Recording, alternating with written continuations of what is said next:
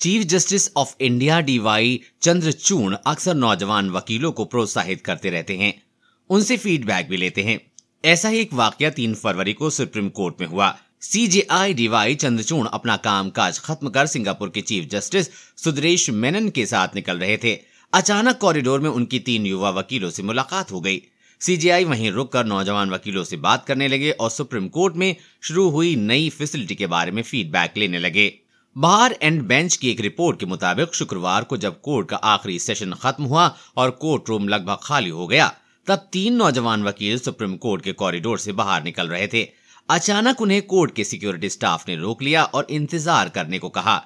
इससे पहले कि वो सवाल कर पाते कि उन्हें क्यों रोका, सीजेआई चंद्रचूड़ उसी कॉरिडोर से आते दिखे। उनके साथ सिंगापुर के चीफ जस्टिस और कई दूसरे मेहमान थे। चीफ जस्टिस चंद्रचूड़ की नजर युवा वकीलों पर पड़ी तो वहीं वो रुक गए।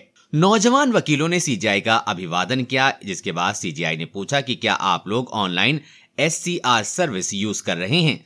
सीजेआई के अचानक इस सवाल से उन 3 युवा वकीलों में से एक हड़बड़ा गए और जवाब दिया गया, हम लोग इस सर्विस को यूज कर रहे हैं और बहुत अच्छी पहल है।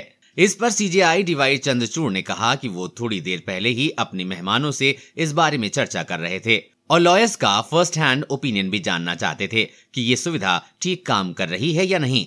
सीजेआई ने तीनों वकीलों का नाम पूछा और मुस्कुराते हुए अपने मेहमानों के साथ आगे बढ़ गए। आपको बता दें कि सुप्रीम कोर्ट ने हाल ही में ऑनलाइन एससीआर सर्विस शुरू की है। इस फैसिलिटी के जरिए सुप्रीम कोर्ट की स्थापना से लेकर अब तक के उच्चतम न्यायालय के सभी जजमेंट की कॉपी ऑनलाइन प्राप्त की जा सकती है।